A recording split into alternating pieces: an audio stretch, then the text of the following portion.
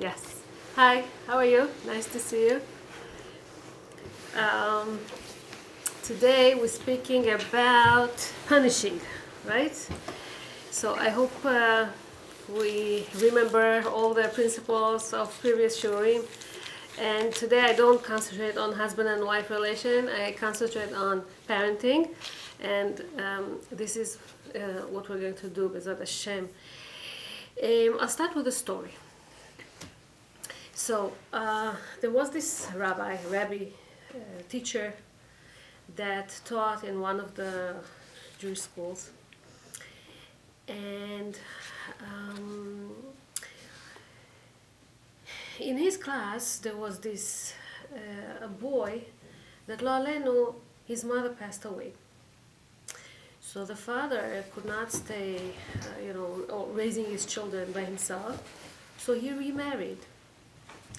And it was very fast, everything was very fast, and the child was not prepared for that yet. Mentally, he was down at that time, he didn't feel comfortable, and then the new woman in the house, and he didn't find himself. So he started to behave, not nicely in class. One day he just puts together two chairs and he lays down in the middle of the class, he lays down. And the rabbi is like, what should I do? I mean, where's the discipline in the class where everybody will do whatever they want? He didn't know what to do. So he went to the principal and he asked him, what should I do with such a boy? The principal said, what? In the middle of the class, where's the discipline? Where's this? Where's that? 2 slaps and continue on. You'll see that the child is going to listen. He went back to class. And he couldn't do that. He couldn't do that. Instead, he wrote a note. And in the note, he wrote, how are you feeling? And he gave it to the boy. Now, the boy ignored, didn't pay attention. But 10 minutes later, he said, I'm feeling bad. He wrote back, I'm feeling bad. Okay. So the teacher, in a way, was happy with the fact that the boy reacted back. It's not that he changed his behavior, he was still laying down like that, but he didn't do anything about that. But the next class he realized that he sat straight like everybody else, and he was okay. And at the end of that day, the rabbi, he writes him back, I understand you. If you have any question, or if you want to consult, or if you have any problem, you can come to me, we can talk. I don't say that miraculously this boy became number 1 in his class and he was behaving and he was always perfect and he got 100 in all his tests. No. But he started developing or building this kind of a special bond with his teacher, which helped him mentally very much and helped him later on to get straight in his life too. It's interesting. Some years later, this teacher meets him once in the street and he smiles at him and he's asking him, so how are you feeling? And this boy, he became now a young lad, he looks in his pockets and he took from there a crumbled, wrinkled note, and he shows it to this rabbi. And he tells him, you look at this, do you remember that? And the rabbi was very touched, of course, that's the note that he wrote him once, so many years ago, and he still keeps it. And he's like, can you give it to me, can I get it? Like, it's a souvenir for me, And the boy's, no way, In life, I still go through tough times, and every time I go through this tough time, I look at this, I take it, and it gives me so much strength. You cannot take it away from me. So when he departed, the rabbi departed from the boy, he's to himself like, wow, if I would listen to that principle, and I would slap him, okay, I don't know what would come up with this boy in the future. Who knows, a child in this kind of a situation. So when we speak about punishments, okay, last time we spoke about discipline a little bit. When we speak about punishments, how do we punish? When do we punish? What is punishment? What's the idea of punishment? So nobody likes punishments, okay? We say that human beings, they are born chelek Elokam imal. We're part of Hashem. We're very spiritual. And the spirit is usually free. Spirit likes freedom. Nobody likes when somebody limits him. And onesh and punishment usually limits. Sit in one place, don't move, do this. You limit him. Nobody likes limits. But sometimes it's needed for discipline, okay, to teach him a lesson and stuff like that. It's important. What is the definition of punishment?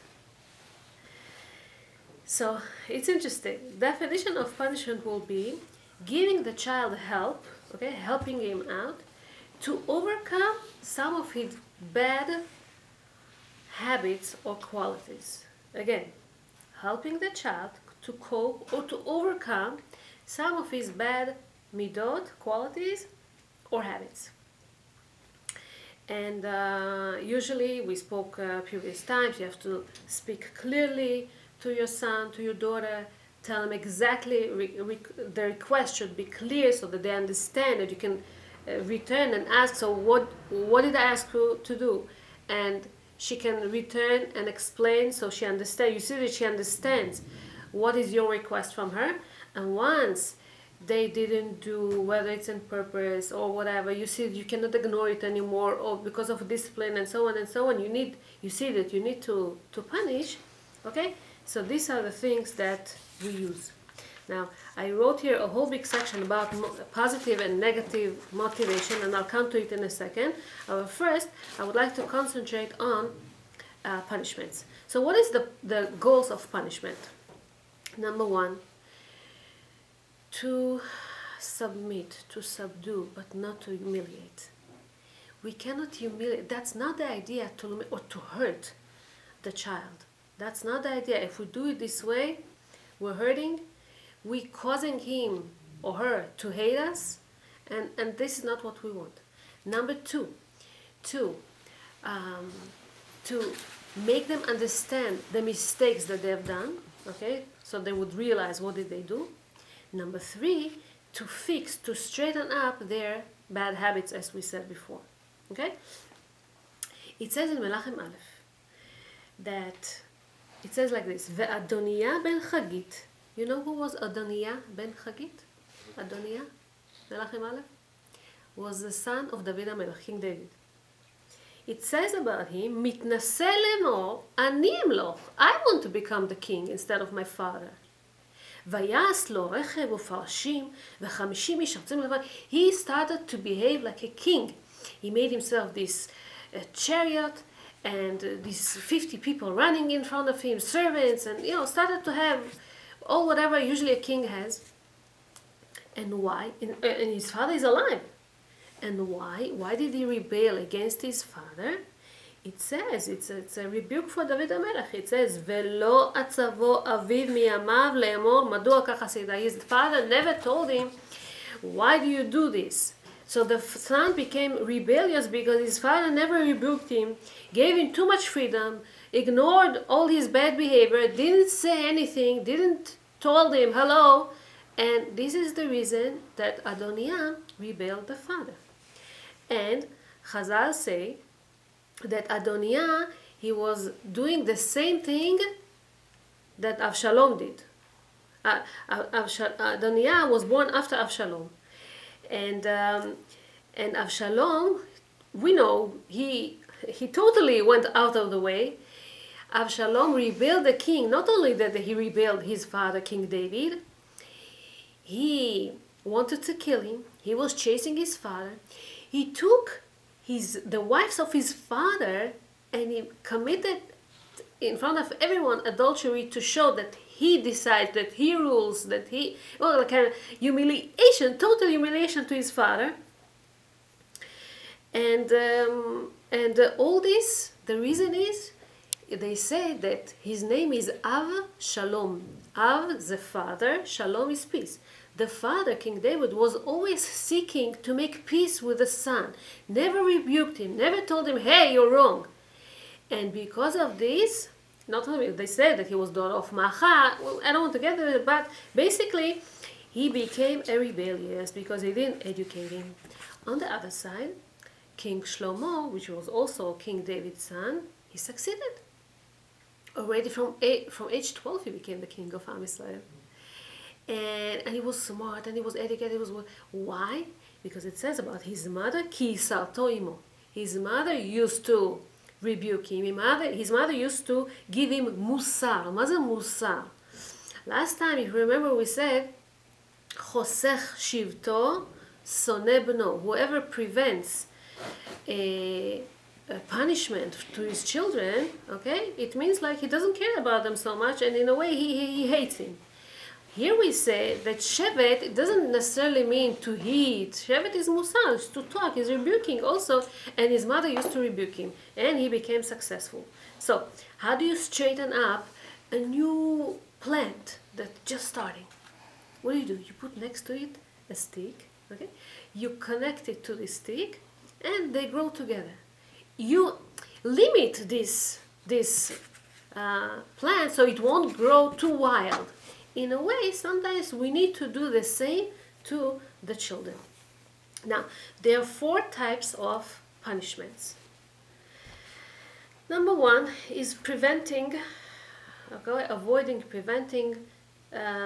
some rights that usually kids have, like visiting extended family, grandparents or somebody, to use things that usually you use. Let's say if they use constantly the computer, if they use certain things steadily, constantly, if they use it, you could prevent them to use them as a punishment. Number 2 could be depriving all kind of objects from them, okay? Of the boy, okay? So for 1 week I won't give you a certain thing, or for 1 day I won't give you something that's yours. Number 3, to distance him, to put him in a corner, to let him think of what did he do, why did he hit his little sister, okay? Ask for forgiveness afterwards and stuff like that. And number 4, extra labor that he has to do. Let's say you want him to write 100 times. I want, I don't know, color on the walls or something, right? So when you punish, you don't punish in a way that you or the child cannot fulfill this punishment. You don't tell to your son, you're not going to leave the house to play with your friends for a whole month. First of all, you're punishing yourself. Number 2, it's not possible. Tell him today. Tell him for 2 days. Don't tell him for the whole month. It's not possible. You cannot do it, and you lose the effect of the punishment. And or don't tell him, copy this sentence 1,000,000 times. What does it mean 1,000,000 times? Or 1,000 times? A small boy is going to take him a whole week to do that. He cannot do it, and he's going to, feel upset, frustrated, won't be able to finish it, and so something that he's able to do. Let's start with 10. Let's continue with 20. Let's see how is it going. When you prevent certain rights, right? So a lot of people, they do something nice, they save. You know that sweets are not so good to eat constantly all the time. And as is in our diet, we have so much sweets. This week we got this text about cereals that are too sweet, and about some other things. So many people, they make a special little goodie bag for Shabbat, where they will put there all kind of, it could be chocolates, could be, I don't know, all kind of a cookie that he likes, candies or something. And so don't tell your son or your daughter, you're not going to get a goodie bag on Shabbat, because you will see yourself how hard it's going to be for you. Sunday she was bad. 5 days passed. Shabbat is coming in. Everybody's prepared for Shabbat. She put on her nice clothing and she's ready, and everybody's getting a prize. And she also wants to get a prize. And her sisters looking at her brothers, you're not going to get it. Mommy, she's not allowed to get it. And then she starts crying, and she's she's on your you want to, you feel mercy, you want to really help her out, but you don't know even how to get from there. You say, okay, are you going to be a good girl from now on? If I'll give you already get out of, you're giving in, you're getting out from this punishment that you give her. And she said, yeah. And you give it there, and you give in a way, she makes fun of you. She knows that whatever next time is going to happen, she can play around too. You tell your son you were bad, or you were hitting, you were there, or you didn't do your homework, or whatever. Tomorrow there's a wedding, you're not going to come with us. So the next day comes, and you don't really want him not to come to the wedding. Everybody, all his brothers are coming. It's a very close. It's your brother's wedding or something like that. What are you doing today? Well, what are you going to do now? You already said a word. So in a way, you try to ignore. So everybody takes a shower and put their clothing, and he's taking a shower, putting his clothing too. He doesn't say anything, but everybody gets to the car, and he's there too. And in the car, he already tells you, you see, I do go to the wedding. What are you going to answer now? So, if you want this punishment to be effective, you have to keep your word. Okay?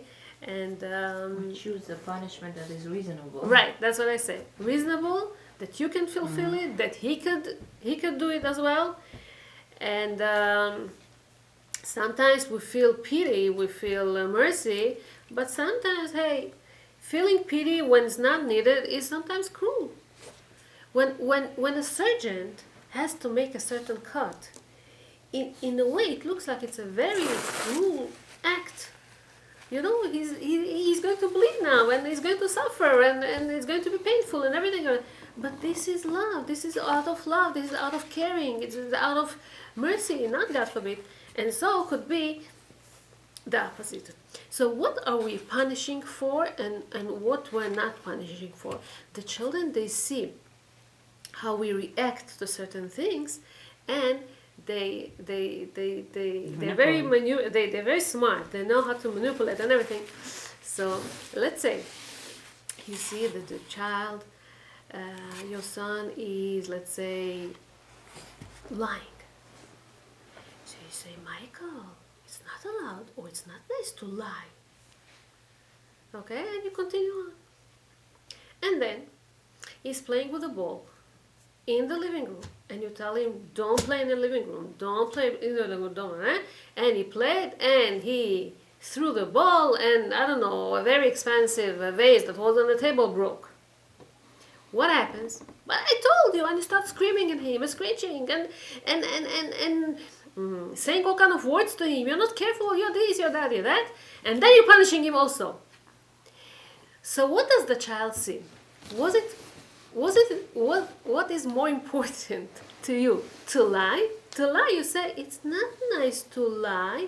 And to break something, you were screaming